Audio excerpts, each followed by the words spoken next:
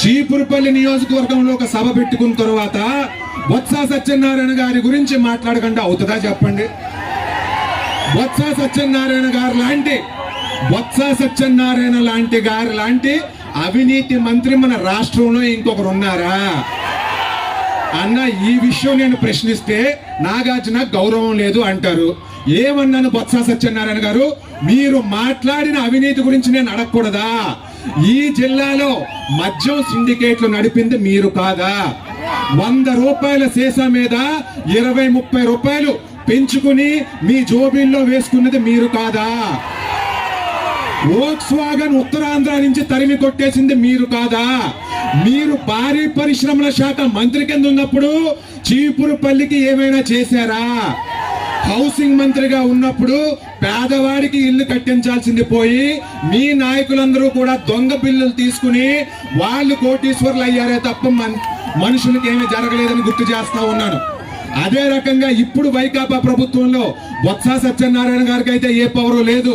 విజయసాయి రెడ్డి గారికి పవర్ ఉండొచ్చు, వైవి సుబ్బారెడ్డి గారికి పవర్ ఉండొచ్చు, కానీ ఇంతకు ముందు బొత్స సత్యనారాయణ గారి లాగా ఇప్పుడు ఎలాగూ లేరు. అలాగని చెప్పి పోనీ చీపురుపల్లికి ఏమైనా అభివృద్ధి చేశారంటే ఈ 4.5 సంవత్సరాల్లో మీరు చేసింది ఏంటి అని చెప్పి ఒక పేపర్ విడుదల చేయగలరా బొత్స సత్యనారాయణ గారు? అలాగే విద్యాశాఖ మంత్రిగా మీరు ఉన్నారు. నేను అనుకున్నాను విద్యాశాఖ మంత్రిగా ఇతను పెట్టేశారు, ఈ శాఖలో అవినీతి ఉండదేమో, బొత్స సత్యనారాయణ గారు ఏంటి ఎక్కడున్నారు అని చెప్పి నేను అనుకున్నాను. కానీ ఒకటి అడుగుతా ఉన్నాను బొత్స సత్యనారాయణ గారు, రెగ్యులర్ కౌన్సిలింగ్ అయిపోయిన తర్వాత 12 మంది టీచర్లని మీరు అక్రమంగా ఎందుకు బదిలీ చేశారని చెప్పి మొదటగా అడుగుతా ఉన్నాను. అదే రకంగా మీరందరూ కూడా గ్రామీణ ప్రాంతాల్లో ఉన్నారు. అమ్మ ఒకటి చెప్పండి, స్కూల్ బ్యాగులు విద్యా కానుక కింద ఇస్తా ఉన్నారు కదా, ఆ స్కూల్ బ్యాగులు పిల్లలకి ఏవైతే ఇస్తున్నారో అవి 3 రోజుల్లో పోవట్లేదా? 3 రోజుల్లో చిరిగిపోవట్లేదా?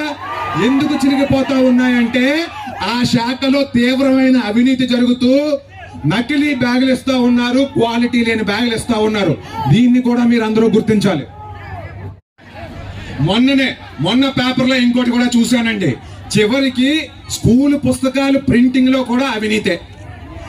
ఇకపోతే మన నియోజకవర్గంలో బొత్స సత్యనారాయణ గారి గురించి మాట్లాడుకుంటే ఒకటే సూటిగా ప్రశ్నిస్తా ఉన్నాను, RECS స్వయం ప్రతిపత్తి కలిగిన సంస్థ లేదంటే APEPDCL లో మీరు కలిపేశారా చెప్పండి బొత్స సత్యనారాయణ గారు? ఇంకేమీ వద్దు, ఎందుకంటే బోర్డు చూస్తే RECS లో ఉంటది, కానీ మనకు బిల్లు ఎక్కడి నుంచి వస్తుంది? APEPDCL నుంచి వస్తుంది.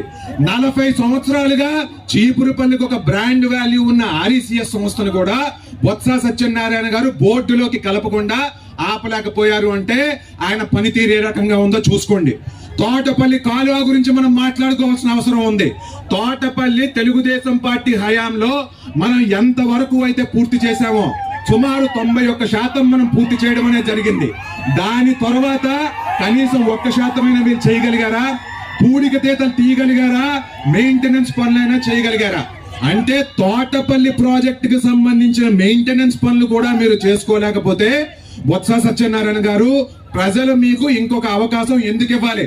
ప్రజల మధ్యలోకి మీరు రండి, ప్రజల మధ్యలోకి వచ్చి వీటన్ని సమాధానాలకు కూడా జవాబు చెప్పాలి, జవాబు చెప్పే ఎలక్షన్ లోకి వెళ్ళాలని చెప్పి ఈ సందర్భంగా నేను తెలియజేస్తా ఉన్నాను.